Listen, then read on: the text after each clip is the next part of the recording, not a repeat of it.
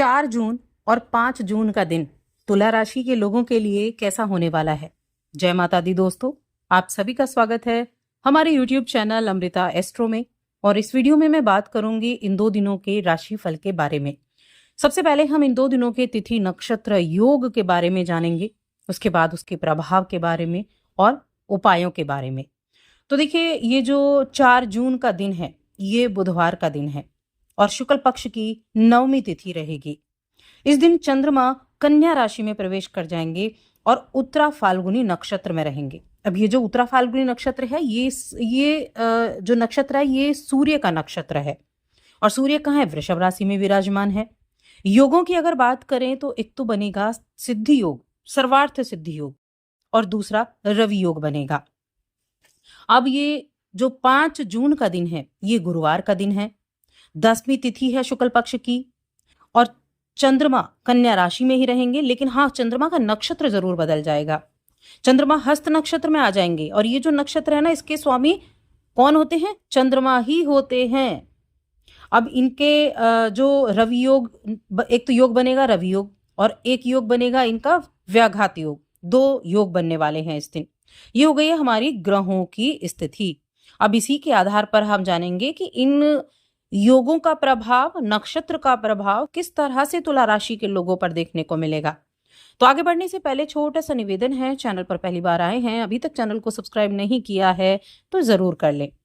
देखिए, तुला राशि की मैं बात कर रही हूं और 4 जून की अगर हम बात करें तो 4 जून के दिन चंद्रमा आपके 12वें भाव में है। ठीक है, 12वें भाव में चंद्रमा है और सूर्य के नक्षत्र में है, जो कि आपके 11वें भाव के स्वामी हैं और आपके अष्टम भाव में बैठे हैं। सबसे पहली चीज तो हो जाती है कि अगर आप किसी भी तरीके से विदेश से जुड़े हुए हैं तब आपके लिए बहुत अच्छा ये दिन रहने वाला है। अगर आपने पीआर के लिए अप्लाई किया हुआ था, अगर आप बाहर जाने जा रहे थे, वीजा आपने लगाया हुआ है, तो चांसेस बनेंगे कि यहाँ आपको अच्छे रिजल्ट मिले। या फिर विदेश से जुड़ा हुआ आपका व्यापार है, विदेश से में आप नौकरी कर रहे हैं या फिर आप जॉब के लिए अप्लाई कर रहे हैं, तो उसके लिए भी ये समय बहुत अच्छा है। हर तरह से बाहर से लाभ प्राप्त करने के योग हैं, इच्छाओं की प्राप्ति के योग हैं, कुछ ना कुछ बदलाव के योग हैं, कामकाज में बदलाव के योग भी बने हुए हैं। हेल्थ की अगर मैं बात करूं तो देखिए, हेल्थ का थोड़ा ध्यान जरूर रखना होगा। एक तरफ तो 12वें भाव में चंद्रमा और चंद्रमा की दृष्टि शनि पर, यानी कि 6ठे भाव पर, रोग रिपूर्ण 6ठा भाव होता है। शनि हालांकि 6ठे भाव में अच्छे हैं, लेकिन सूर्य के नक्षत्र में यानी कि 11वें भाव के नक्षत्र में और अष्टम में बैठे हैं, तो हेल्थ का थोड़ा ध्यान रखना है। हेल्थ इशू हो सकते हैं, कुछ ना कुछ मेंटल इशू भी हो सकते हैं, हो सकता है हॉस्पिटल भी जाना पड़ जाए, चाहे दवाई लेने के, मेडिसिन लेने के लिए ही जाओ। लेकिन ऐसा हो सकता है कि आज आपको खर्चा भी करना पड़े और ये खर्चा कुछ तो आपके कहीं ना कहीं, एक तो हेल्थ के ऊपर खर्चा हो सकता है, दूसरा परिवार के ऊपर भी खर्चा हो सकता है, तीसरा आपके जो चीजों की खरीदारी करने के लिए, यानी कि जो आपको सुख दें, इच्छाओं की खरीदारी, यानी कि इच्छा पूर्ति के लिए जो भी आप सामान खरीदना चाहते हैं उसके लिए खर्चा हो सकता है। तो खर्चे का दिन ही रहने वाला है तुला राशि के जातकों के लिए 12वें भाव के चंद्रमा के साथ। इसके अलावा अगर आप आईटी फील्ड से जुड़े हुए हैं, आप डाटा के फील्ड से जुड़े हुए हैं, तो वहां पर भी आपके लिए अच्छे रिजल्ट देखने को मिलेंगे। एक कहीं ना कहीं अपनी वाणी पर थोड़ा ध्यान रखें, वाणी प्रभावित हो सकती है, तो इसका भी आपको थोड़ा सा ध्यान रखने की आवश्यकता होगी। अगर आप किसी ऐसे फील्ड से जुड़े हुए हैं, कोई आप संस्था है, आपकी कोई एनजीओ आप चलाते हैं, ऐसे काम से जुड़े हुए हैं, तब मैं कहूंगी आपके लिए बहुत अच्छा ये दिन रहने वाला है। आप लोगों की हेल्प करते दिखाई देंगे, लोगों का सहयोग करते दिखाई देंगे, तो उन लोगों के लिए काफी अच्छा रहेगा। अगर आपने कोई लोन वगैरह के लिए अप्लाई करना चाह रहे हैं, तब इस दिन आप थोड़ा सा ध्यान रखें, क्योंकि देखिए, उतने अमाउंट को आप लेने की कोशिश करें जिसको आप अच्छे से उतार सकें, उसका आप ध्यान रखें।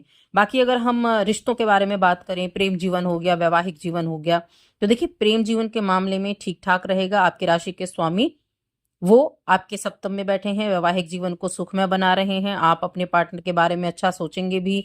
आप अपने पार्टनर के साथ मिलकर अगर कोई काम कर रहे हैं तो उस काम में आपको अच्छे रिजल्ट भी देखने को मिलेंगे।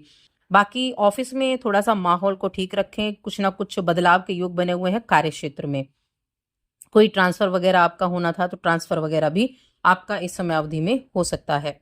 तो यहाँ प्रेम जीवन अच्छा है। अगर हम शिक्षा की बात करें तो शिक्षा के मामले में थोड़ी दुविधा रह सकती है मन में, तो अगर कोई भी दुविधा है तो सबसे पहले उसको दूर करने का प्रयास करें। ये आपके लिए आज के दिन होने वाला है। अब मैं बात करूंगी आपके 5 जून के बारे में।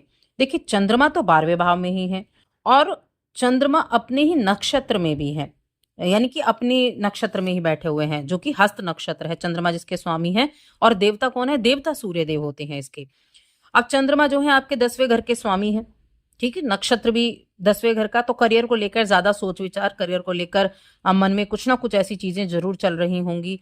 अगर जॉब नहीं है तो किसी ना किसी तरह से जॉब को पाने की कोशिशें चल रही होंगी।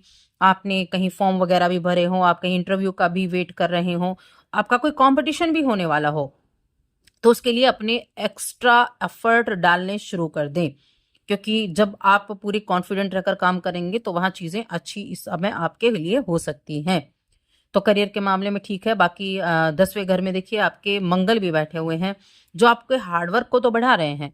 आपके प्रॉपर्टी से जुड़े काम अच्छे हैं, आपके गाड़ी वगैरह से जुड़े अच्छे काम हैं, लेकिन थोड़ा हार्डवर्क आपका जरूर बढ़ने वाला है। विदेश से जाने का योग आपके लिए बन सकता है।